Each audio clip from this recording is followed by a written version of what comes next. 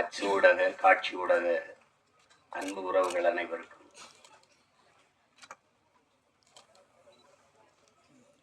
மேடையிலே அமர்ந்திருக்கிற பெருமக்கள், கலைஞர்கள், அரங்கை நிறைத்து அமர்ந்திருக்கிற என் அன்பு சொந்தங்கள் அனைவருக்கும் என்னுடைய அன்பும் வணக்கமும்.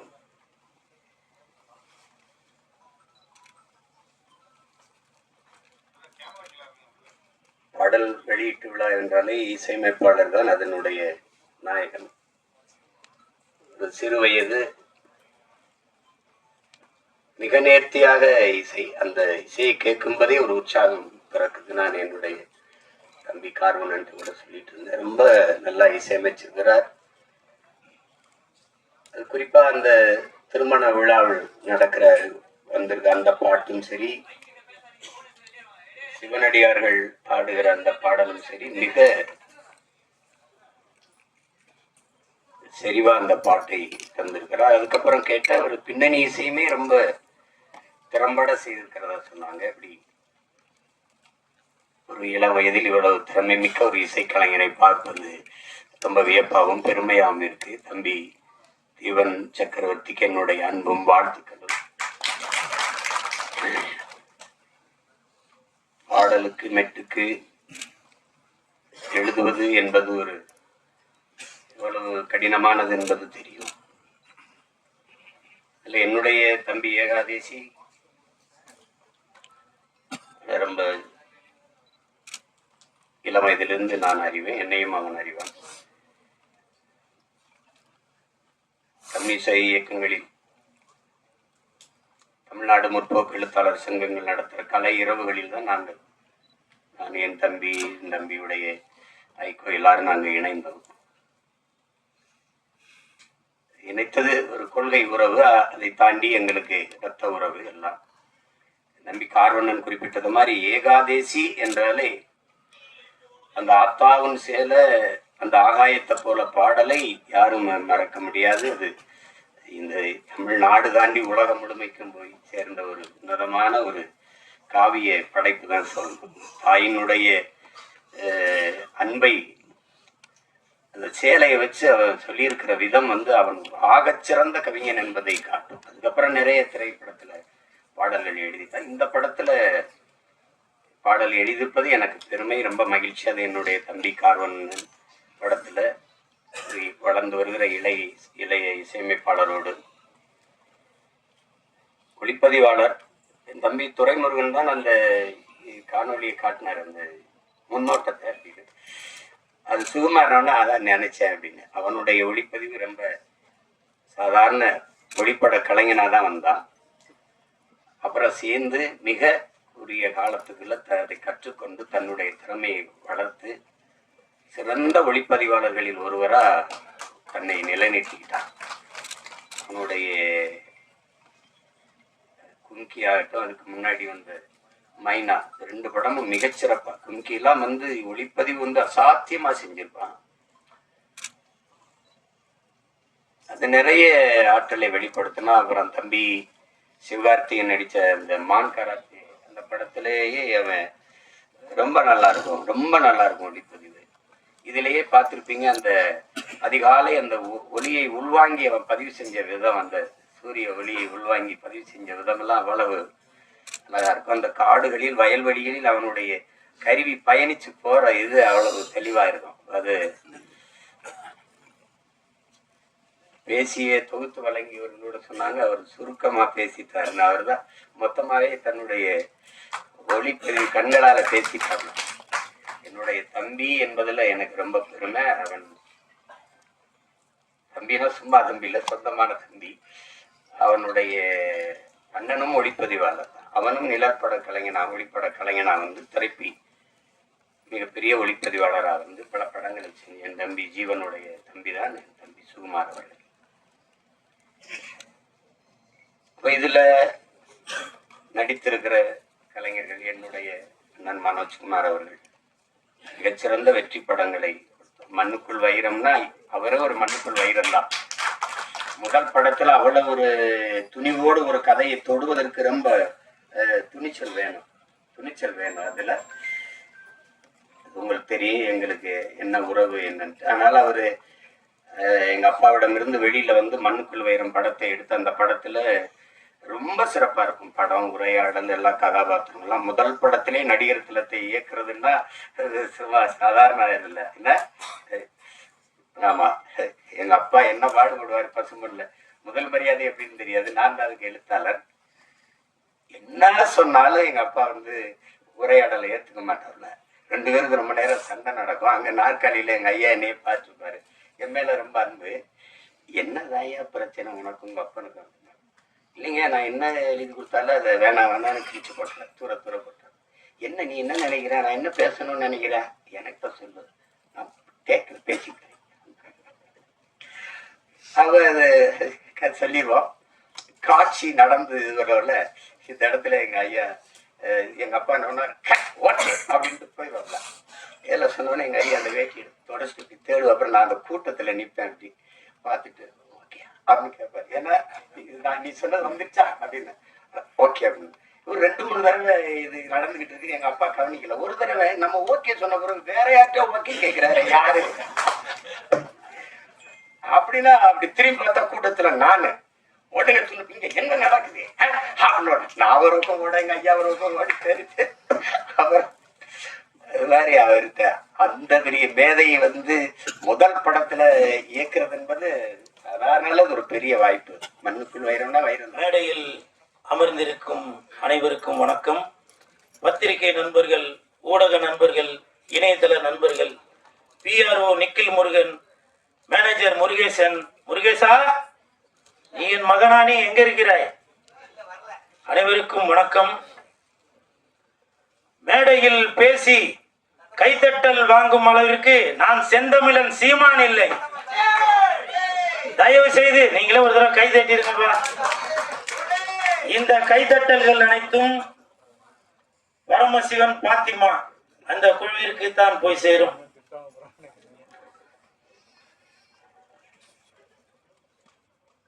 செந்தமிழன் சீமான் சார், அண்ணே வணக்கம். பரமசிவன் கழுத்தில் இருக்கும் பாம்பு கேட்டது, சீமான் சௌக்கியமா? இருக்கும் இடத்தில் இருந்து கொண்டால் எல்லாம் சௌக்கியமே, இசக்கி சொன்னது. அதில் இல்ல, இதில் அர்த்தம் உள்ளது. இயக்குனர் திரு இசக்கி கார்வண்ணன் அவர்களிடம் நான் கேட்டேன், சார் நம்ம படத்திற்கு இசை வெளியீட்டு விழாவுக்கு யாரு சிறப்பு விருந்தினரா வருது அப்படின்னு. அப்போ இயக்குனர் சொன்னாங்க, 2 சிறப்பு விருந்தினர் வராங்க, ஒன்னு சீமான், இன்னொன்னு கூல் சுரேஷ் அப்படின்னு சொன்னாங்க. அந்த இடத்துல ஒரு திருத்தம். என்ன திருத்தம்னா, சிறப்பு விருந்தினர் என்றால் அது சீமான், சிரிப்பு விருந்தினர் என்றால் அது கூல் சுரேஷ். பிரச்சனைன்னு சொல்லாதீங்க, 2 மனிதர்களுக்குள்ள பிரச்சனைன்னு சொல்லுங்க அப்படின்னு ஒரு வசனம் வரும். ஜாதி பிரச்சனைன்னு சொல்லாதீங்க, இது ஜனங்களுக்குள்ள பிரச்சனைன்னு சொல்லுங்க அப்படின்னு சொல்லி அந்த படத்துல வசனங்கள் வரும். அப்படி இன்று மக்களுடைய மனநிலையை புரிந்து கொண்டு அந்த படத்தை இயக்கி வசனமும் எழுதி தயாரிச்சு இருக்கிறாரு இயக்குனர் இசக்கி கார்வண்ணன் அவர்கள்.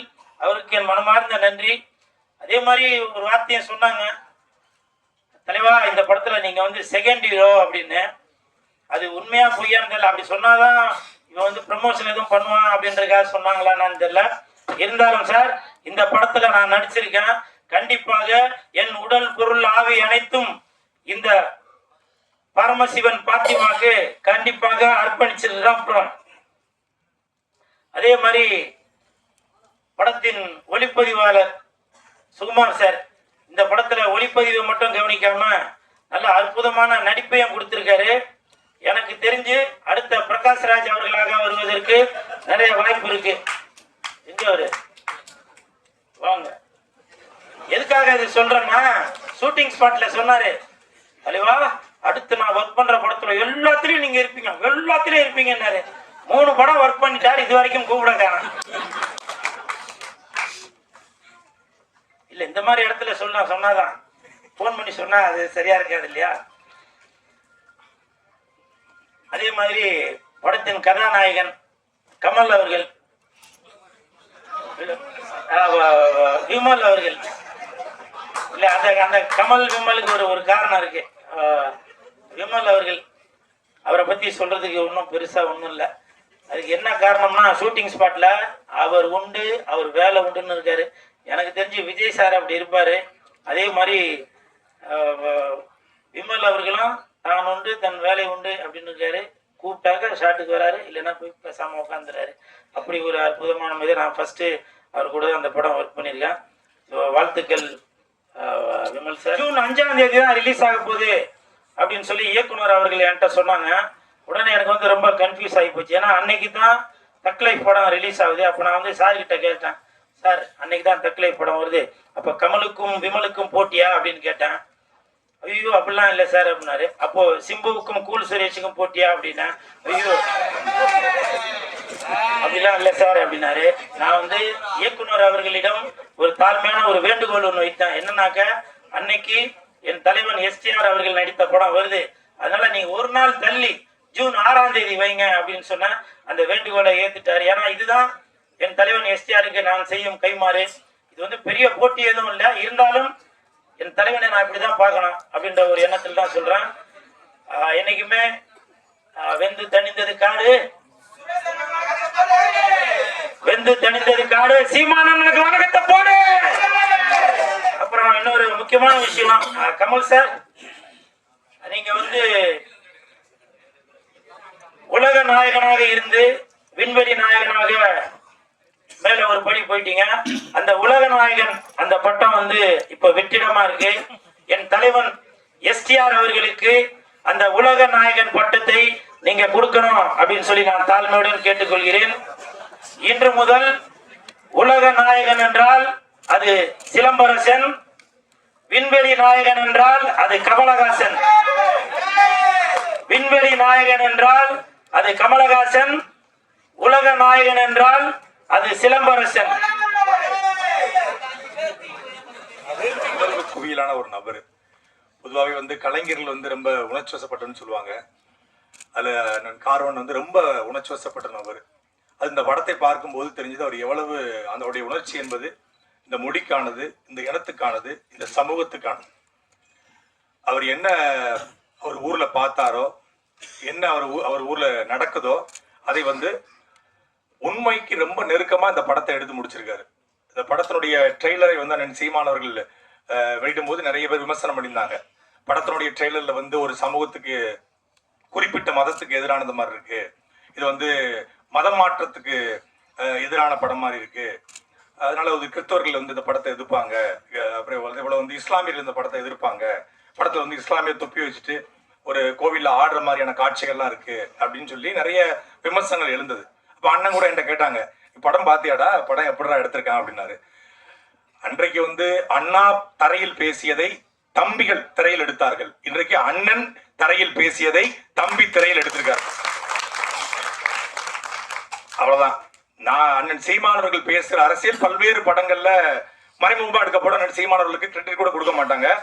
வசனங்கள் வந்து அண்ணன் சீமானவர்கள் மேடையில பேசுற வசனமா இருக்கும், அதை பேசி அவங்க கைத்தட்டி வாங்கிட்டு போயிடுவாங்க, அதுக்கப்புறம் அதை மறந்து போயிடுவாங்க, கடந்து போவாங்க. ஆனா அண்ணன் அவர்கள் பேசுகிற அரசியலை ஒரு திரைமொழியாக மாற்றி அதற்குள்ள எங்க நீ போனாலும் உன்னுடைய வேரை மறக்க கூடாது அப்படிங்கிறத அந்த படம் சொல்ல வருகிற செய்தி.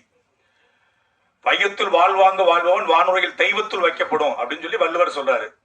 நம்ம அண்ணன் சீமான் சொல்லுவாங்க, நேத்து வரைக்கும் பெரியப்பாடா, செத்து போயிட்டா மாலை போட்டு கும்புறோம் சாமியா மாறிடுறாரு. அதே போலதான் நமக்கு முத்துராமலிங்க தேவர் நம்ம கண்ணுக்கு முன்னாடி வாழ்ந்த ஒரு சாமி. அதே போலதான் நம்ம தாத்தா இம்மானுவேல் சேகனார் கண்ணுக்கு முன்னாடி வாழ்ந்த ஒரு சாமி. அப்படித்தான் நம்ம தாத்தா காமராஜர் கண்ணுக்கு முன்னாடி வாழ்ந்த சாமி அப்படின்னு சொல்லி சீமானவர்கள் மேடையில பேசுவாங்க. அப்படி இந்த படத்துல குலசாமிகள் எப்படி உருவாக்கப்படுது, எப்படி இசக்கியம்ம, மாரியம்ம, பேச்சியம்ம, கருப்பசாமி இதெல்லாம் எப்படி உருவாக்கப்பட்டுச்சு அப்படிங்கிறத அவர் ஊர்ல பார்த்த கதைகளோடு ஒப்பிட்டு ஒரு திரைக்கதையை உருவாக்கி அண்ணன் கார்வன் வந்து ஒரு ஆகச்சிறந்த படைப்பை கொடுத்திருக்காரு. தமிழ் குடிமகன் அப்படிங்கிற ஒரு படத்தின் மூலமாக வேறொரு அரசியலை பேசினாரு.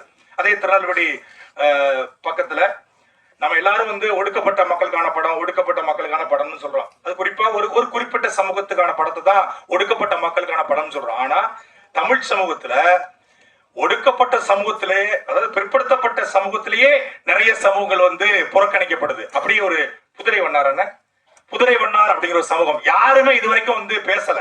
அதை வந்து அண்ணன் இசக்கி கார்வண்ணன் தன் ஊர்ல பார்த்ததை அந்த சமூகம் எப்படி புறக்கணிக்கப்படுது அப்படிங்கிறத படத்துல வந்து காட்சிப்படுத்த தமிழ் குடிமகன் இன்னைக்கு ஓடிடி தரத்துல அந்த படம் வந்து மிகப்பெரிய வரவேற்பை பெற்றிருக்கிறது.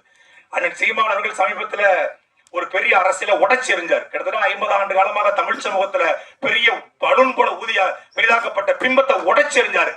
அண்ணன் சீமான் அவர்கள் உடைச்செறிஞ்ச பிம்பத்தை தமிழ் குடிமகன் படத்துல அண்ணன் இசக்கி காரணம் உடைச்செறிஞ்சார்.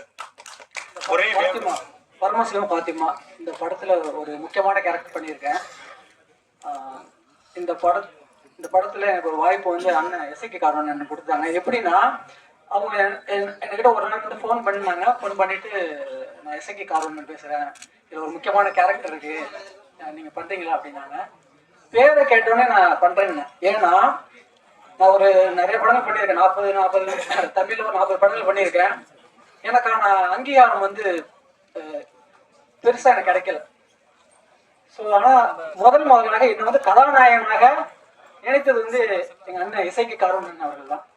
பட் அது நடக்காம போயிடுச்சு. அது சில சூழ்நிலைகளால வந்து வேற விதமா போயிடுச்சு.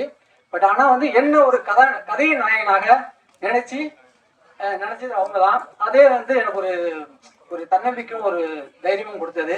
அதனாலே வந்து நான் அண்ணன் சொன்னோடனே நான் வரேன் அப்படின்னேன்.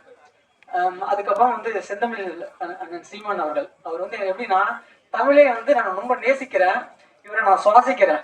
இவர் அண்ணன் வந்து சொல்ற ஒவ்வொரு வார்த்தைகளும் அண்ணன் வந்து அதிகமா பேசுறது இல்லை. ஏன்னா நான் தமிழுக்கு எவ்வளவு மரியாதை வச்சிருக்கணும் அதே அளவுக்கு மரியாதை வந்து அண்ணன் மேல வச்சிருக்கேன். அதனால நான் தூரத்திலிருந்தே ரசிப்பேன்.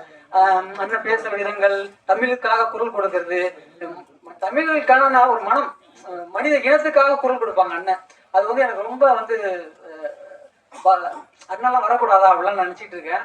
கண்டிப்பா அது நடக்கும். ஏன்னா நம்ம எண்ணங்கள் தான் ஒரு நாள் வந்து அது பிரதிபலிக்கும். அது கண்டிப்பா வரும். இந்த படத்துல வந்து சினிமாட்டோகிராஃபர் கேமராமேன் சுகுமார் அண்ணன் இதுல எனக்கு ரொம்ப சப்போர்ட்டிவா இருப்பாங்க எப்பொழுதுமே. என்னன்னா என்கரேஜ்மெண்ட் தான். இப்போ நார்மலா வந்து ஒரு படம் பண்றப்போ வந்து அந்த யூனிட்டே வந்து என்னை வந்து மகி நீங்களாம் வரணும்னு சொல்றாங்க. என்னோட எஃபர்ட் ஃபுல்லும் போட்டுக்கிட்டு இருக்கேன். கண்டிப்பா இந்த படம் வந்து ஒரு அருமையாக வந்திருக்கு. இது நம்ம வாழ்வியல் சார்ந்த கதை தான் எப்பவுமே. ஏன்னா நம்மளை சுற்றி என்ன நடக்குதோ அதுதான் நம்ம கதையா எடுப்போம். அவங்களுக்கு எல்லாருக்கும் தெரியும், நம்ம பத்திரிகையாளர்கள் ஒரு பெரிய ரைட்டர், திரைக்கதை ஆசிரியர், இயக்குனர், எல்லாருமே பத்திரிகையாளர்கள் தான் உங்களுக்கு தெரியும்.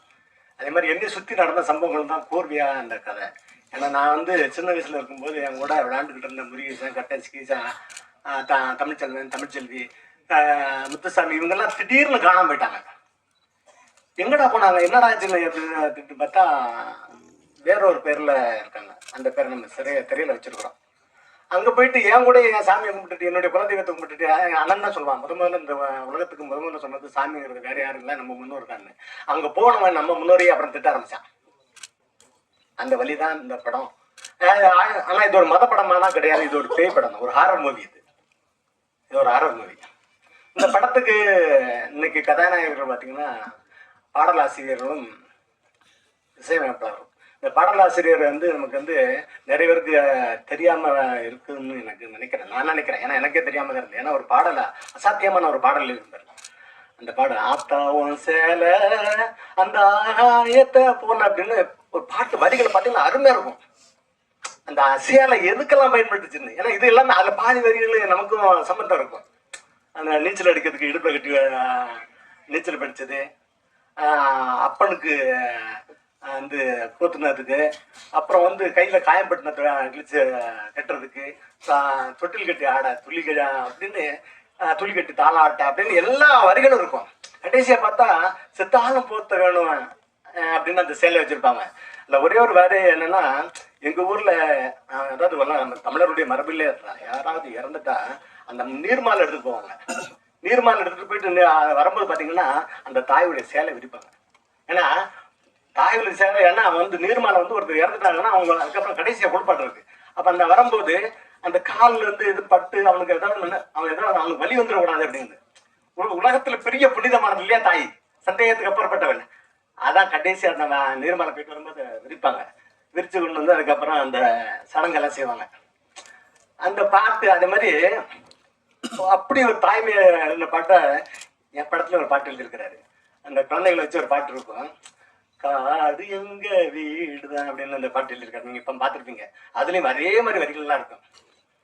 மேடு பள்ளம் எல்லாமே எங்களுக்கு மெத்த போல, ஆடு கூட அத்தை போல பேசுமேன்னு ஒரு வரி இருக்கு பாருங்க. ஏன்னு கேட்டீங்கன்னா, தாய் கூட நம்மளை வந்து கோவப்படும் போது அடிச்சிருவாங்க, அத்தை அதை செய்ய மாட்டாங்க. ஏன்னா எனக்கு அது ரொம்ப அந்த வரி பாதிச்சிருச்சு. ஏன்னா எனக்கு ஒரு அத்தை இருந்தாங்க, அவங்க வந்து பார்த்தீங்கன்னா அவங்க பிள்ளைங்கள்லாம் பாம்பேக்கு போயிட்டாங்க. பாம்பே போனதுக்கப்புறம் எங்களுக்கு வயதான காலத்தில் அவங்கள கூட்டிகிட்டு போயிட்டாங்க. கூட்டிகிட்டு போனால் அவங்களுக்கு இந்த இறக்குற தருவாய் வரும்போது எனக்கு ஊருக்கு போய் அவனுங்கிறாங்க, ஊரில் உங்களுக்கு யார் இருக்கிறா பார்க்கறதுக்கு அப்படின்னு சொல்லும்போது என் தம்பி பசங்க இருக்கிறாங்க அப்படின்னு சொல்லிட்டு ஃப்ளைட்டில் கொண்டு வந்தோம்.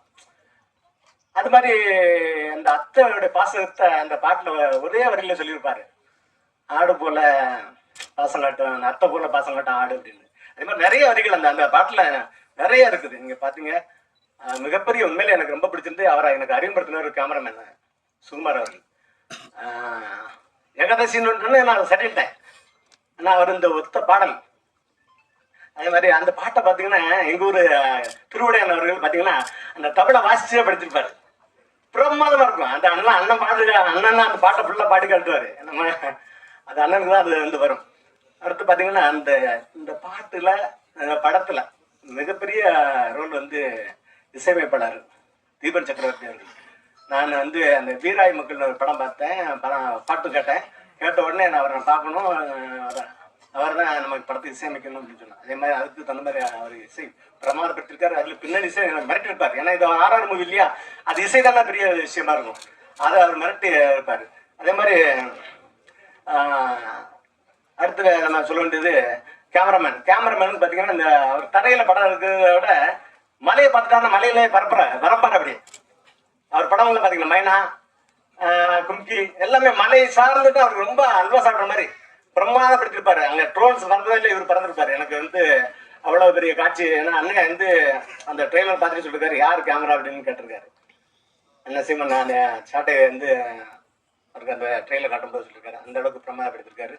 அடுத்தது இந்த படத்துடைய ஹீரோ விமல வேளாண் வர மாதிரி வேற எந்த ஹீரோவும் வேளாண் முடியுமான்னு எனக்கு தெரியல. நிறைய பேர் ஹீரோ வச்சு படம் எடுக்கல. ஏன்னா சில விஷயங்கள் நம்ம சொல்லும் போது இந்த கலமணியில சொல்லுவார்ல, அந்த பொண்ணுகிட்ட வந்து அந்த என்னை கட்டிக்க மாட்டேன் ரெண்டு மட்டும் அந்த வாயிலே பேசுவார் அப்படிம்பாரு. அதே மாதிரி நம்ம கதை சொல்ல மாட்டேங்க, நம்ம டைலாக் சொன்னா தானே அப்படிம்பாரு. ரொம்ப பிரமாணமான ஒரு கலைஞரை வந்து விமல். அடுத்து சாயதேவி, அவங்க வந்து அவங்களும் வந்து அழைக்காம அந்த அண்ணனுக்கும் தம்பிக்கு தங்கச்சி, அவங்க அண்ணனா கேமராமேன் சுகுமார் இதில் நடிச்சிருப்பாரு, தங்கையை அவர் நடிச்சிருப்பாரு. போட்டி போட்டு அடிச்சிருப்பாங்க. அடியெல்லாம் சண்டைலாம் போடும்போது பார்த்தீங்கன்னா நானும் சில நேரம் பயந்துருவேன். ஏன்னா அதான் அந்த பொண்ணு இவரு கை தான் பிடிச்சானே காணும், கழுத்தை பிடிச்சிட்டு அப்படி சுற்றி ரூம்லாம் அடிச்சு எனக்கு ரொம்ப பயமா இருந்தது. அதே மாதிரி எனக்கு ரெண்டு ஜோடி ஜெயார் அண்ட் சேஸ்விதா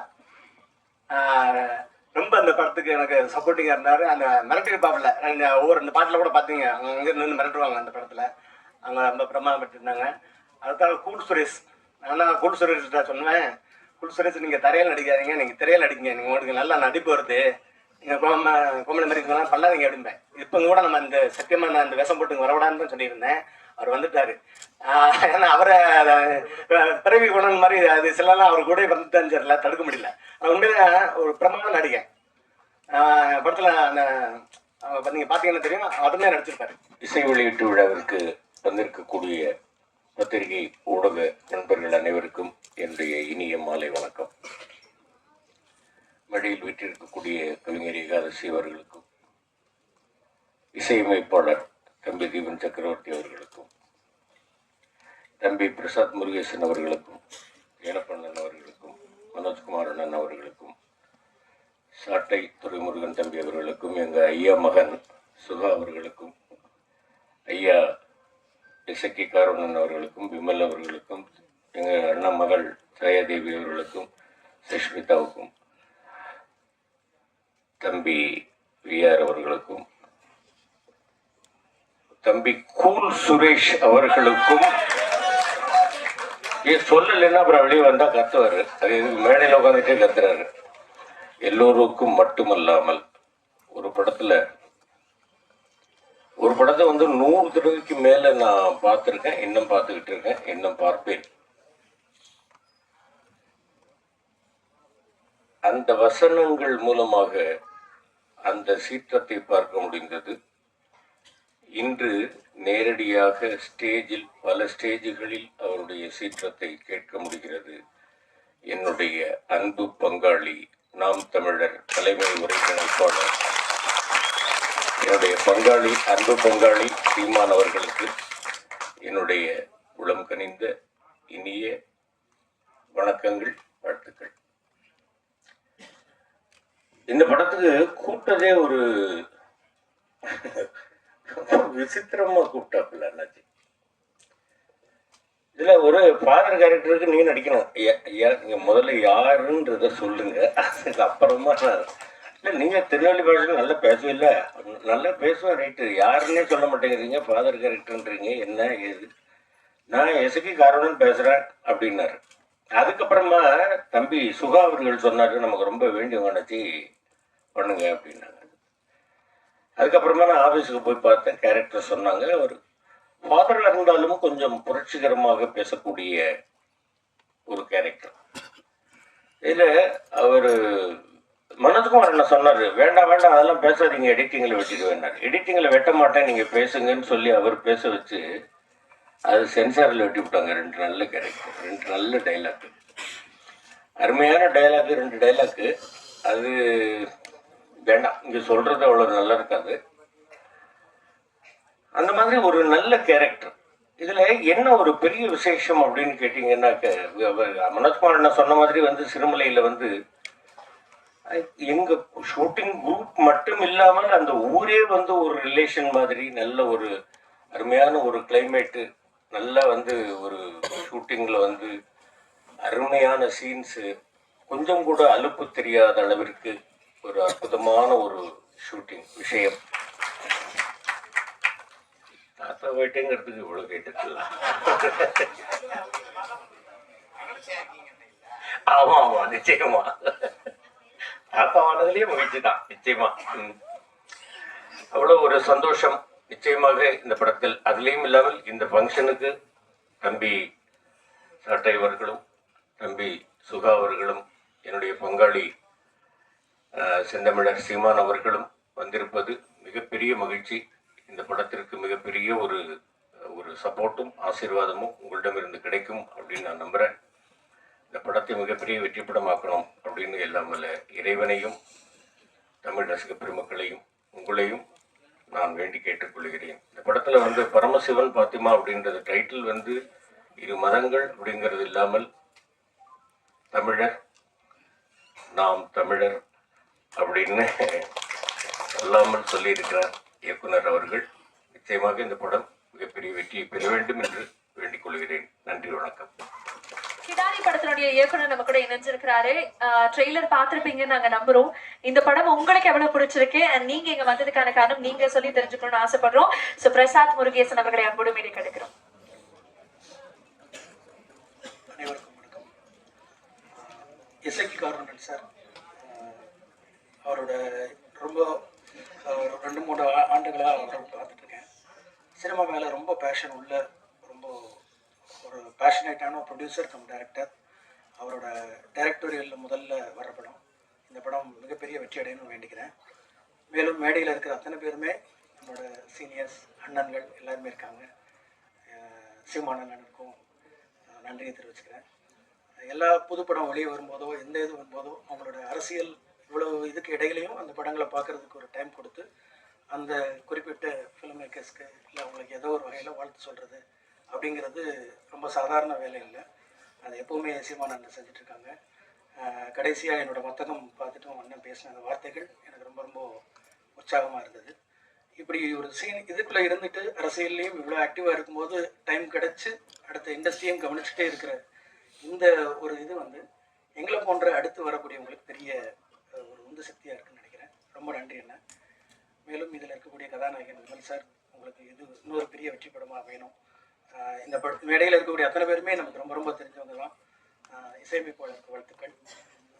ஏகாதசி சாரை பற்றி சொல்லணும். அண்ணன் தான் ஏகாதசி அண்ணன் தான். ஏன்னா கிடாரி படத்தோட ஆடியோவில் வந்து எந்த கமிட்மெண்ட்டும் இல்லாமல் நானும் தர்புகா சிவாவும் இணைந்து ஒர்க் பண்ணும்போது என்னை நம்பி எனக்காக பாடல் எழுதி கொடுத்தாரு. நான் ஒவ்வொரு மேடையிலையும் இவருக்கு நன்றி கடன் பட்டிருக்கிறேன். ஆனாலும் இந்த துறையும் நான் நன்றி சொல்ல விரும்புகிறேன். ரொம்ப ரொம்ப நன்றி என்ன. என்றைக்குமே நான் அதை மறக்க மாட்டேன். ரொம்ப நன்றி என்ன. மற்றும் படக்குழுவினர், படத்தில் நடித்த அத்தனை நடிகர்களுக்கும் வாழ்த்துக்கள். ரொம்ப சந்தோஷமா இருக்கு. ஏன்னா கமல் சார் கூட வருது இந்த படம். அது நினைக்கும் போது கொஞ்சம் பயமாகவும் இருக்கு. எனிவே ரொம்பவே சந்தோஷம். அண்ட் இந்த மேடைக்கு ரொம்ப நன்றி. இந்த மேடையில் நான் நிற்கிறதுக்கு முதல் காரணம் என் அம்மாவுக்கு முதல் நன்றி. அண்ட் இந்த படத்தில் ஒர்க் பண்ண எல்லாருக்குமே ரொம்ப பெரிய நன்றி. காரவணன் சாராக இருக்கட்டும், விமல் சார் கூட என்னோட 2வது படம் இது. Thank you so much. அண்ட் நிறையா மியூசிக் டைரக்டர், சாரி நான் இவரை பார்த்ததே இல்லை. நாங்கள் வந்து நார்மலாக தான் டெக்ஸ்ட் பண்ணிட்டு இருந்தோம். சாங் பயங்கரமாக வந்திருக்கு. இன்னைக்கு இந்த இடத்துல நாயகன் அவர் தான். ஸோ அவருக்கு ஒரு முதல் நன்றி. அண்ட் இந்த படத்தில் ஒர்க் பண்ண டெக்னீஷியன்ஸ் எல்லாத்துக்குமே ரொம்ப நன்றி. சஷ்விதா அண்ட் விஆர்னு சொல்லி பழகிடுச்சு, பட் விமல் ராஜ் வந்திருக்க எல்லாருக்கும் நன்றி. Thank you so much. Thank you so much and congratulations to you. அடுத்ததாக படத்தினுடைய எடிட்டர் புவன் அவர்கள் இன்ட்ரெஸ்டிங்கான ஒரு கட்ஸ் வந்து இந்த படத்துக்காக கொடுத்திருக்கீங்க. Please tell us about the experience. வாங்க.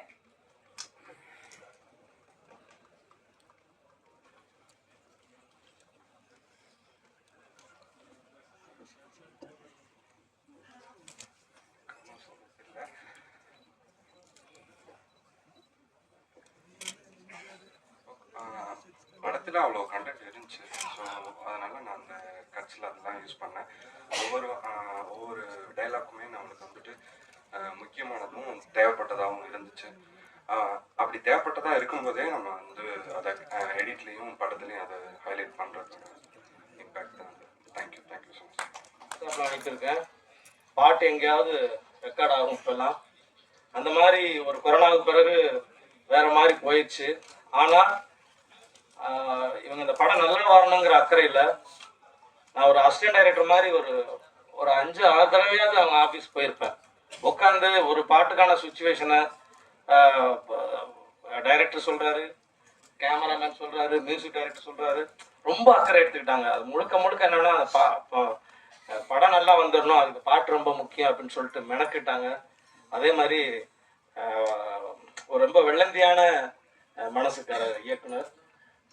அவரு அப்படி நேசத்தோடு அந்த சுச்சுவேஷன் சொல்லும்போது இது ஒரு படத்தில் வேலை பார்த்த மாதிரி எனக்கு தோணவே இல்லை. அதே மாதிரி மியூசிக் டைரக்டர் சொல்லணும், அவர் இந்த குருவி சேர்த்தது மாதிரி சேர்க்கிறாரு. அந்த மெட்டுக்குள்ள வார்த்தைகளை கொண்டாடுறதுக்கு சிரிச்சுக்கிட்டே தான் அடிக்கிறது.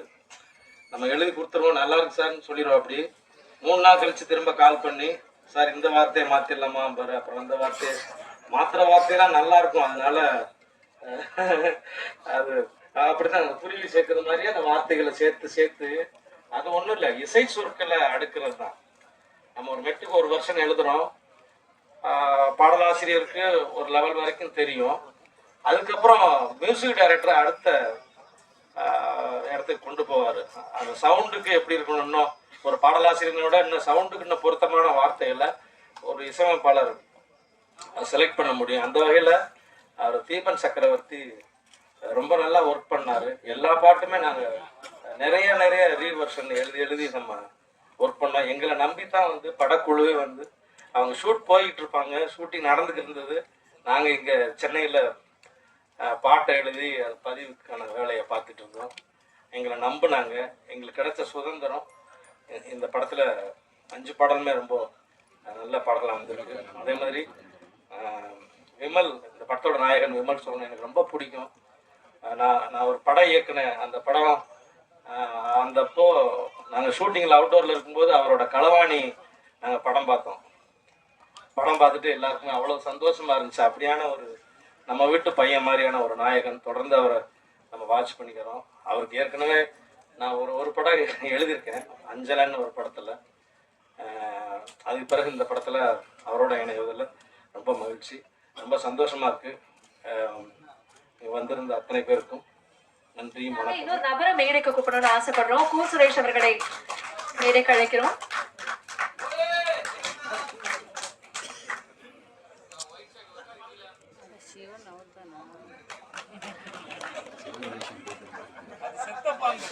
Thank you so much. நன்றி. ஒரு படம் வந்து தியேட்டர்ல பார்க்கும்போது விஷுவலி என்டர்டெய்னிங்கா இருக்கும் போது அந்த மக்களை இன்னும் ஈர்க்கும் அப்படின்னு சொல்லுவாங்க. அந்த மாதிரி இந்த படத்தை கொண்டு போய் சேர்க்கறதுல டிஓபிக்கு ஒரு பெரிய பங்கு இருக்கு அப்படின்னு சொல்லலாம். ட்ரெய்லர் பார்க்கும்போது நீங்க அதை கண்டிப்பாக கணிச்சிருப்பீங்க. இந்த படத்தினுடைய டிஓபி எம் சுகுமார் அவர்களை பேச அழைக்கிறோம். Please sir.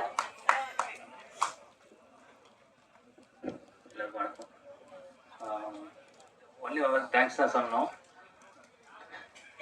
எங்கள் இயக்குனருக்கு ஒரு கேமராமேன்லேருந்து புதுசாக ஒரு விஷயமா பண்ணியிருக்காரு. நடிக்க வாய்ப்பு கொடுத்துருக்காரு. அதுக்கு ரொம்ப முக்கியமான டைரக்டர் சார் ரொம்ப நன்றி சொல்லிக்கிறேன். அந்த சினிமா அண்ணன் அந்த ஃபங்க்ஷன் வந்து ரொம்ப நன்றிண்ணா. எல்லாத்துக்கும் நன்றி. வணக்கம்.